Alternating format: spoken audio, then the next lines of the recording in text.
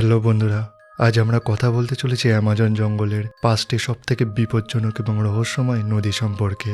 এই জঙ্গলটিকে বিশ্বের অন্যতম বিপজ্জনক স্থান মনে করা হয়, আর এর প্রধান কারণ হলো এখানকার নদীগুলো। এই নদীগুলোর প্রত্যেকটিতেই লুকিয়ে আছে আলাদা আলাদা সব ভয়ঙ্কর রহস্য এবং অদ্ভুত সব প্রাণী। এখানকার কোনো নদীর জল কয়লার মতো কালো, তো কোনোটির জল এতটাই হলুদ যে তা কখনোই পরিষ্কার হয় না। আবার কিছু নদী তো এমনও আছে যা সবসময় ফুটতে থাকে। ভাবুন তো, এই বিশাল নদীগুলোর মধ্যে দিয়ে আপনি একটি ছোট নৌকায় এক প্রান্ত থেকে অন্য প্রান্তে যাওয়ার চেষ্টা করছেন।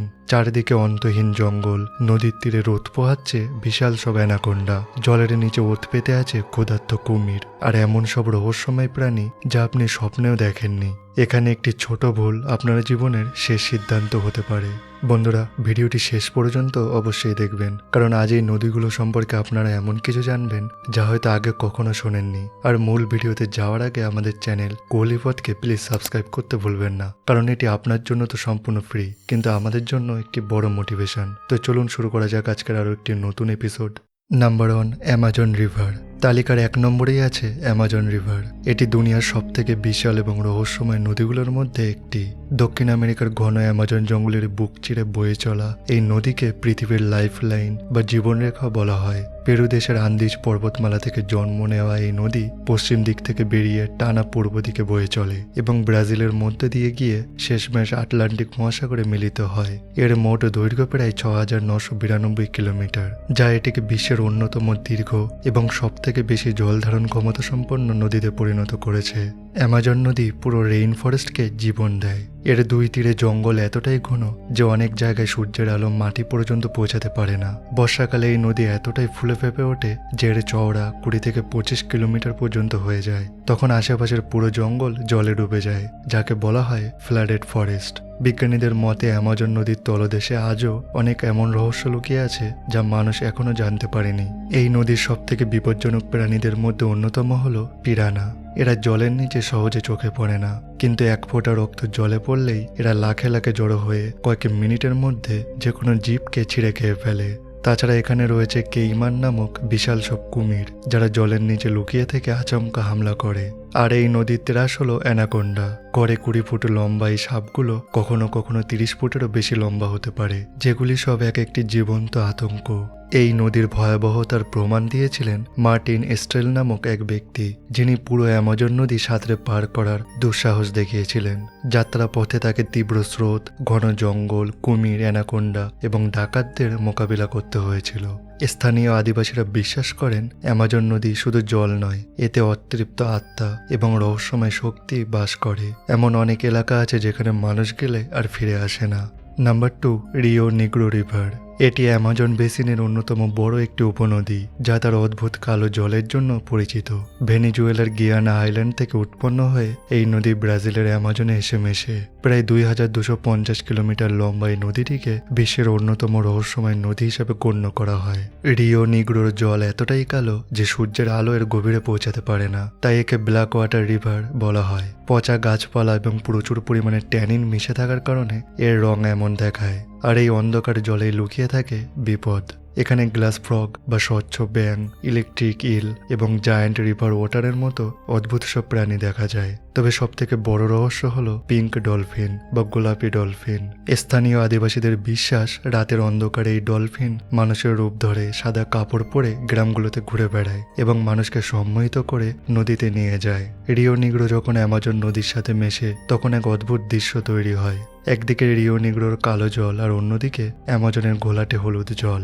মাইলের পর মাইল পাশাপাশি বয়ে চললেও কেউ কারোর সাথে মেশে না। একে বলা হয় মিটিং অফ ওয়াটার্স।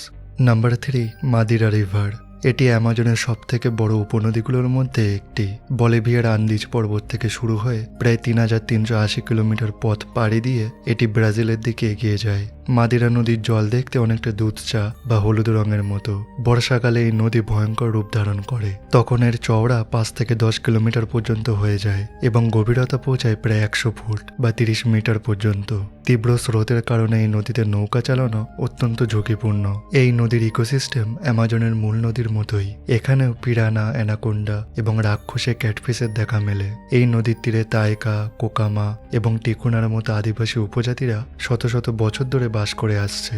মাদিরা নদী যখন অবশেষে বিশাল অ্যামাজন নদীতে গিয়ে মেশে, তখন এর হলুদ জলরাশি অ্যামাজনের প্রবাহকে আরও শক্তিশালী করে তোলে, যা বিশ্বের অন্যতম বৃহত্তম জলপ্রপাতের সৃষ্টি করে। Number 4, Xingu river.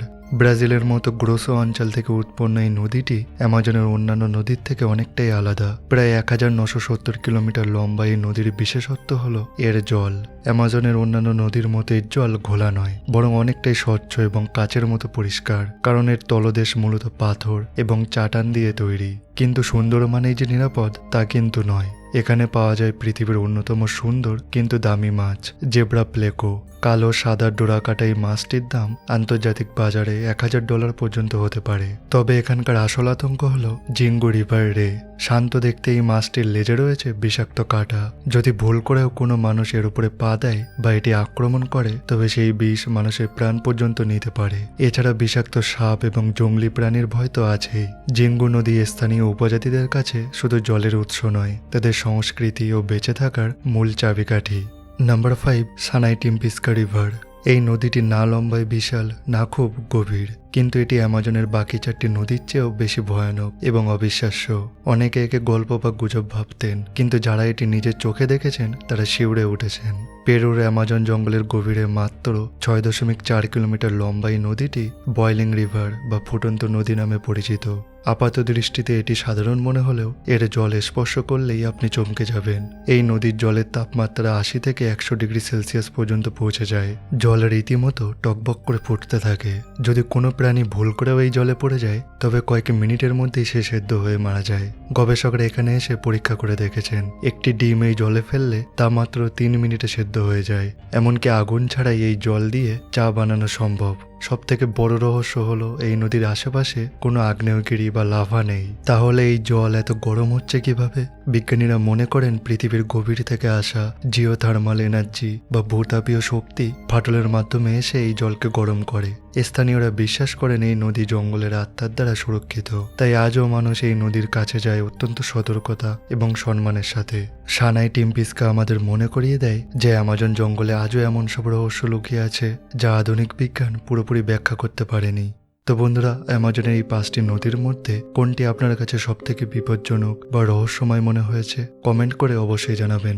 আজকের ভিডিওটি এই পর্যন্তই। যদি ভিডিওটি ভালো লেগে থাকে তবে বন্ধুদের সাথে শেয়ার করুন এবং আমাদের চ্যানেল কুহলিপথকে সাবস্ক্রাইব করতে একদম ভুলবেন না। দেখা হবে খুব শীঘ্রই রহস্য ও রোমাঞ্চে ভরা নতুন কোনো ভিডিওতে। Thanks for watching. Take care. Bye by.